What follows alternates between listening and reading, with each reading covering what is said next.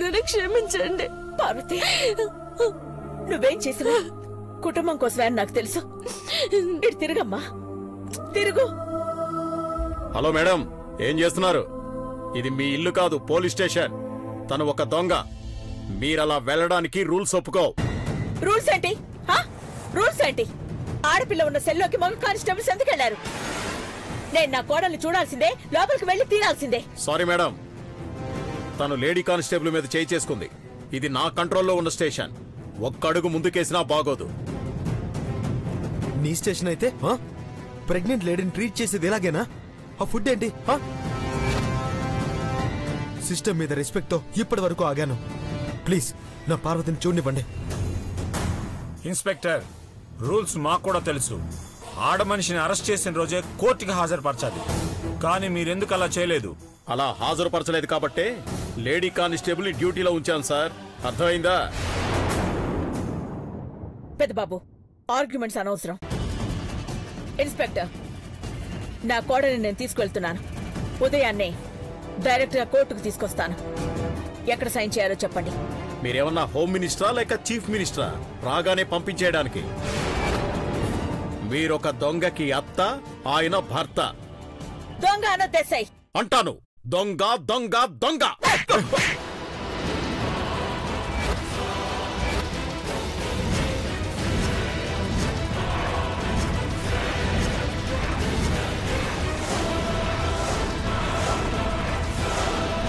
డ్యూటీలో ఉన్న ఎస్ఐనే కొడతావా?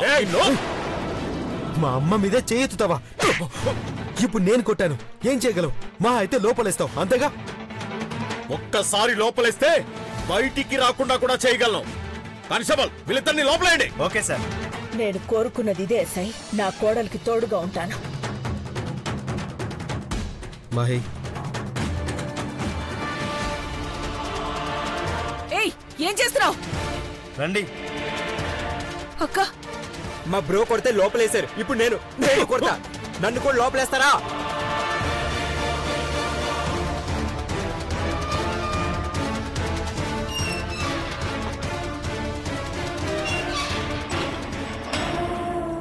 పార్వతి, పార్వతి, అమ్మగారు, పార్వతి, అమ్మగారు, నన్ను క్షమించండి అమ్మగారు. పార్వతి, ఎడకు. నువ్వే కారణం లేకుండా ఏ పని చేయవని నాకు తెలుసు. నా అఖిల మీద చేయిస్తావు. మా పార్వతికి పురుగులన్న పెట్టాలని చూస్తారా?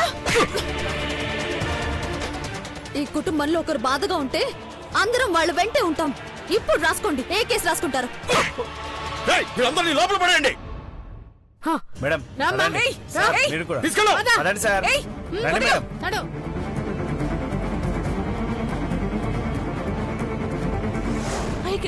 చిన్నమ్మ గారు, ఏం చెప్తున్నారు మీరంతా?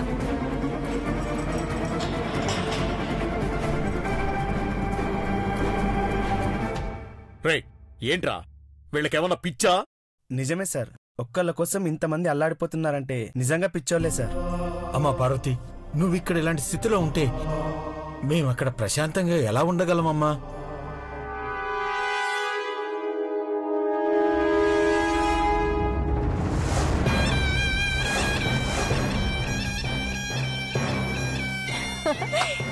శభాష్.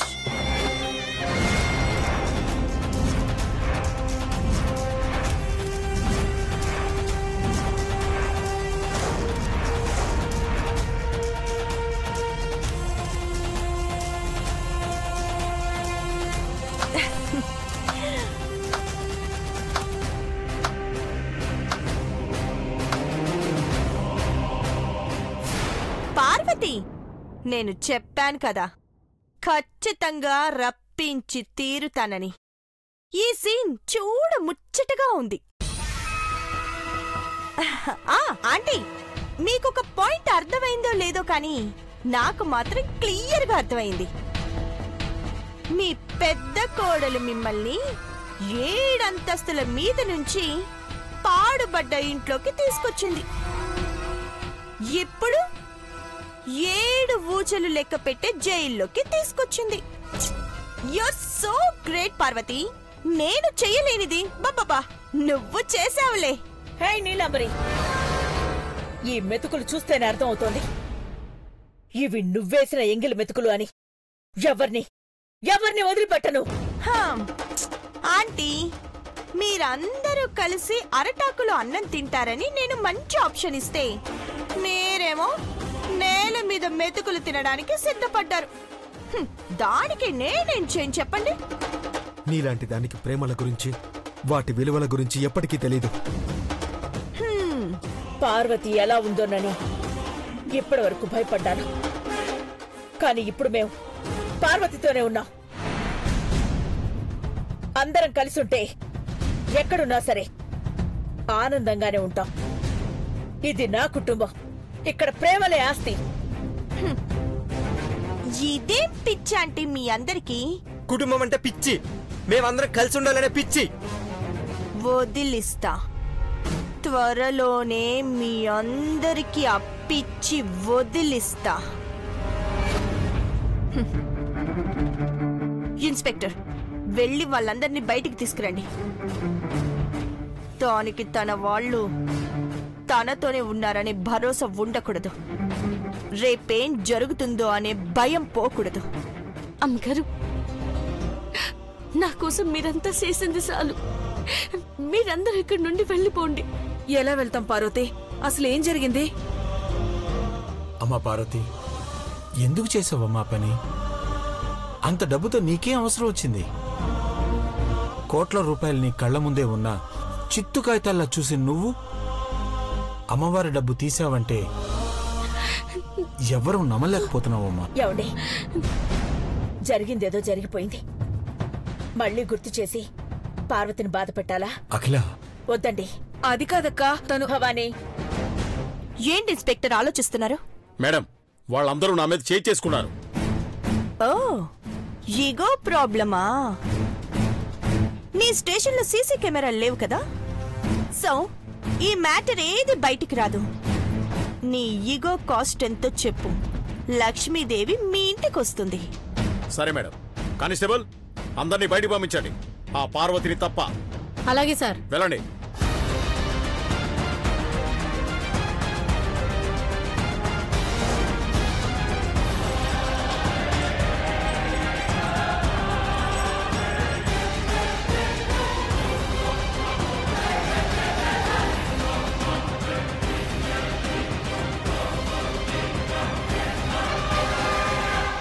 పార్వతిని ఇక్కడే ఉంచి మీరంతా బయటికి నడవండి. చెప్పాం కదా ఇక్కడి నుంచి వెళ్ళమని. ఏం చేసుకుంటారో చేసుకోండి. అందరూ ఇక్కడ కట్టకట్టుకుని ఉంటే మరి పార్వతిని బయటికి ఎవరు తీసుకొస్తారు మహి? ఏం పార్వతి, అందర్నీ నీతో ఉంచుకొని ఈ పురుగులన్నం తినిపిస్తావా? అమ్మగారు, పెద్దబాబు గారు, మీరందరూ వెళ్ళండి. మీరు బయట ఉంటే మీరున్నారన్న ధైర్యంతో ఉండగలను. దయచేసి మీరందరూ వెళ్ళండి. నిన్నిలా వదిలే ఎలా వెళ్ళమంటావు పార్వతి? అమ్మగారు, మీకు దండ పెడతాను. మీరందరూ వెళ్ళకపోతే నేను చచ్చినంత. పార్వతి, నిన్ను ఒంటరిగా వదిలిపెట్టి వెళ్తే ఇక్కడేం జరుగుతుందో నీకు అర్థం కావడం లేదు. నా కోసం మీరు ఇప్పటి వరకు కోల్పోయింది చాలమ్మగారు. పార్వతి, ఎలాంటి పరిస్థితుల్లోనైనా నీకు తోడుగా ఉంటానని ప్రమాణం చేశాను. అలాంటిది ఇప్పుడు ఇలా వదిలి ఎలా వెళ్ళగలను? నాకు మీ మీద నమ్మకం ఉంది పెద్దబాబు గారు. నన్ను మీరందరూ బయటికి తీసుకొస్తారు. వీళ్ళిక్కడ నన్నేం చెయ్యలేరు. ఈ పురుగులను తిని ఎలా బతుకుతావు పార్వతి? సిన్నమ్మ గారు, వీళ్ళకేం తెలుసు? నన్ను బతికించేది వీళ్ళు విసిరే మెతుకులు కాదు, మీ ప్రేమాభిమానాలు. దయచేసి వెళ్ళండి, మీకు దండం పెడతాను. ఎందుకలా మాట్లాడతావు? వెళ్ళండి అమ్మగారు. పెద్దబాబు గారు, వెళ్ళండి. వెళ్ళండి, నాకేం కాదు. పదండమ్మా, పదండి. నడవండి బాబు,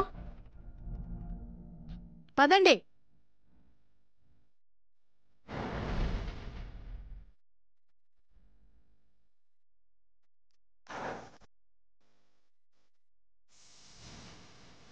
నడవమ్మా.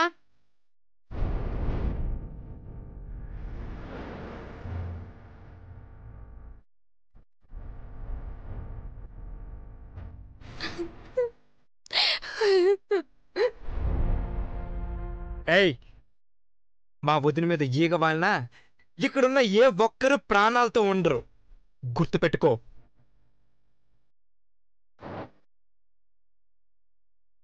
నా మొహన డబ్బులు విసురుకొట్టి ఏమన్నావో గుర్తుందా? మీ బిడ్డని కాపాడాలనుకున్న పార్వతి ఇప్పుడు ఎలాంటి పరిస్థితుల్లో ఉందో చూసావుగా. పాపం, దానికి తెలీదు దాని బిడ్డ దానికి దక్కడు అని. పార్వతి, ఎలా అయినా నిన్ను బయటికి తీసుకొస్తాను, జాగ్రత్త.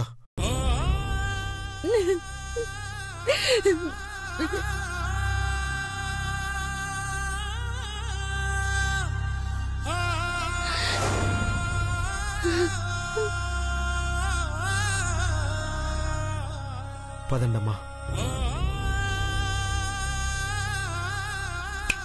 ఆగండి.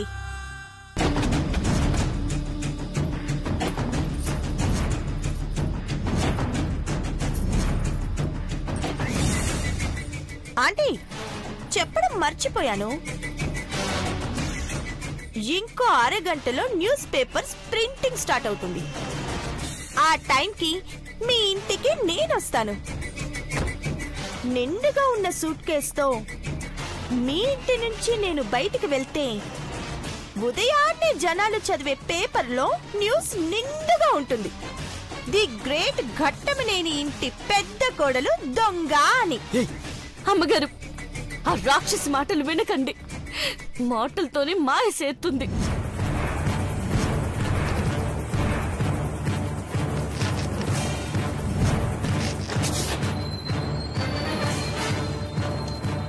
హే, నువ్వు 100 చెప్పినా నీ మాటలు అసలు వీళ్ళకి వినపడవే. నేను చెప్పే మాటలు తూటాల్లో గుండెల్లో గుచ్చుకుంటాయి. ఆంటీ, ఇంటికెళ్ళి బాగా ఆలోచించుకొని ఒక్క అరగంటలో నువ్వే దిక్కు నీలాంబరి అని నా దారికి రండి. ఇప్పుడు మీరందరూ వెళ్ళండి. వెళ్ళండి.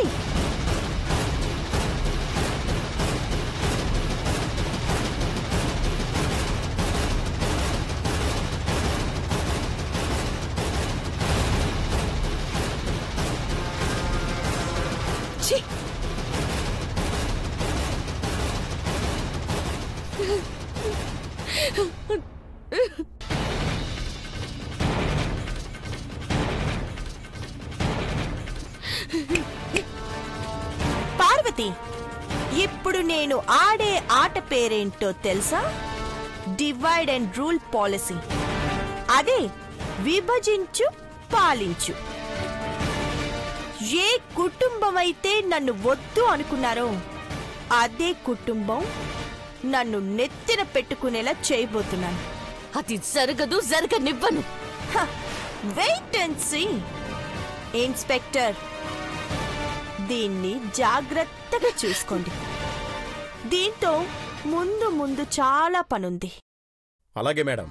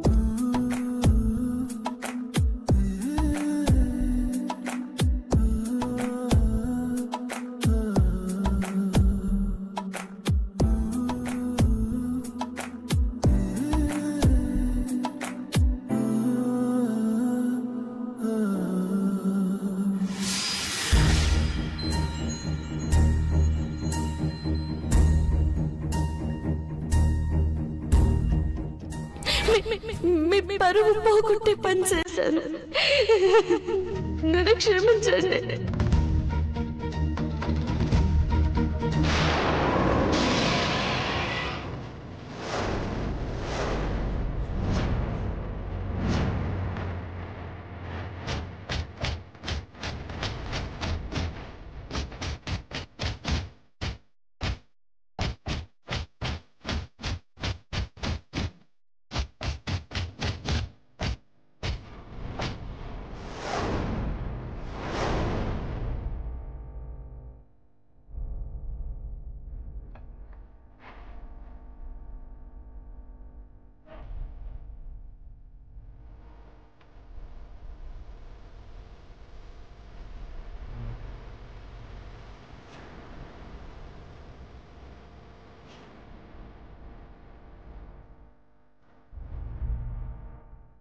అఖిల,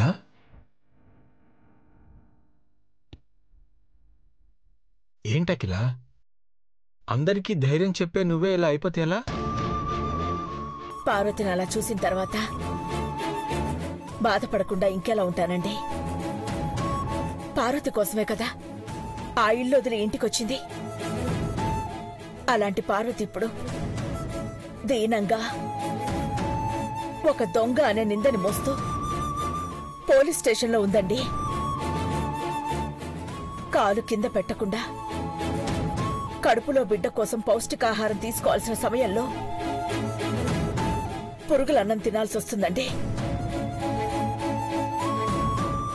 పార్వతి అక్కడుండకూడదు. పరువు పోతుందనో, నలుగురు 4 రకాలుగా అనుకుంటారనో కాదండి. ఈ సమస్యకి కారణం డబ్బు. అసలు పార్వతికి డబ్బు దొంగిలించాల్సిన అవసరమేముంది? ఆ విషయం తెలియాలి మనకి. ఎందుకంటే కోర్టులో జడ్జి కూడా ఏ తప్పుకైనా కక్షతో చేస్తే ఒకలా, అనాలోచితంగా ఆవేశంగా చేస్తే ఒకలా శిక్ష వేస్తారు. అందుకే నేను పార్వతిని ఆ విషయం అడగడానికి ట్రై చేశాను. నువ్వు నన్ను వద్దు అన్నావు కదా అఖిల, అసలు కారణమేంటి? నిజం.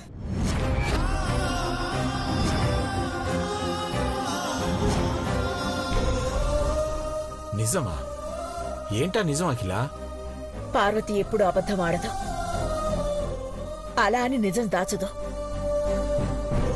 అలాంటి పార్వతి ఇప్పుడు నిజం దాచి చెప్పడానికి ఇబ్బంది పడుతోంది. అందుకే పార్వతి నోరు తెరిస్తే నిజం చెప్పాల్సి వస్తుంది. ఆ నిజం ఖచ్చితంగా మన కుటుంబాన్ని బాధ పెట్టేదే అయ్యుంటుంది. అందుకే నిజం దాస్తుంది. నిజం నోరు తెరిచేలోపు అబద్ధం ఊరు చుట్టేసొస్తుంది. అప్పుడు శిక్ష తప్పదు కదా అఖిల. 10 లక్షలు అవసరమయ్యేంత కష్టం ఏంటో మనకి తెలిస్తేనే తల తాకట్టు పెట్టైనా ఎక్కడో అక్కడ తీసుకొచ్చి ఉడిపిస్తాం కదా. పార్వతి నిజం చెప్పకపోయినా అబద్ధం ఊరు చుట్టేసి వచ్చేలోపు పార్వతి బయటకొస్తుంది. ఎలా అఖిల? ఆ నీలంబరి అన్న మాటలు గుర్తున్నాయి కదండి.